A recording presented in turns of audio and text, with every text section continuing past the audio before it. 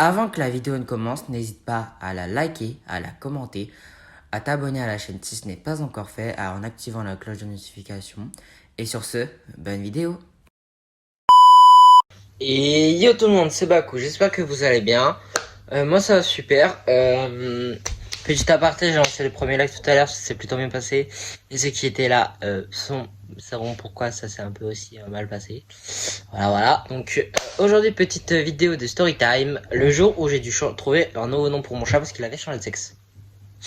Bon, je vais vous montrer déjà la fautive de la vidéo. Donc le chat en question, c'est elle. Oui, je te laisse y aller, mon bébé.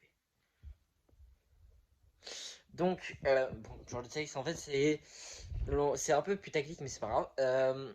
Nous avons adopté ce chaton. Nous l'avons trouvé, donc, une petite annonce où ça nous dit, chaton à donner. Et il restait que elle, parce que, en gros, sa maman l'avait rejeté, donc elle a été donnée à quelqu'un d'autre, mais qui ne pouvait pas l'assumer, donc il fallait, du coup, on l'a redonné, du coup. Donc on a été la voir, on a eu le coup de cœur, on dit ouais c'est un mâle, il s'appelle Simba. Donc on dit ah c'est un mâle, il s'appelle Simba. Donc on n'avait pas envie de changer son nom parce que elle avait déjà 4 mois. Ça sert à rien de changer son nom. Elle doit déjà avoir l'habitude. Donc les premiers jours où elle est arrivée chez nous, elle était un peu malade. Donc qu'est-ce qu'on fait? Au bout d'un certain temps on va chez le veto. Sauf que le veto, parce que même on avait l'impression qu'elle pissait de l'eau, qu'elle chiait de l'eau. Et donc elle avait diarrhée et pissé de l'eau, bref. Et le veto a juste levé la queue. Elle était éclatée de rire. Enfin, c'est ce qu'on m'a dit parce que j'étais pas là ce jour-là. Et on nous a dit, c'est normal, c'est une femelle. On était en mode, ah d'accord. Donc c'est de là où je l'appelais Monsieur Simba. Après, on a choisi Kiara. Donc voilà, c'est mon petit bébé d'amour. C'est mon chaton de 6 mois. Voilà le jour où j'ai dû trouver un nom pour mon chaton. Car on n'avait pas le bon sexe.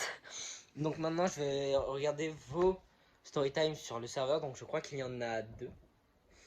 Et voilà. Donc pour la première histoire, on aura l'histoire de Kyojuro Rengoku. Alors, du coup, une anecdote en vocal. C'était à l'école, j'avais 5-4 ans, ou 3 ou 6, j'ai oublié. On jouait à policier et voleur.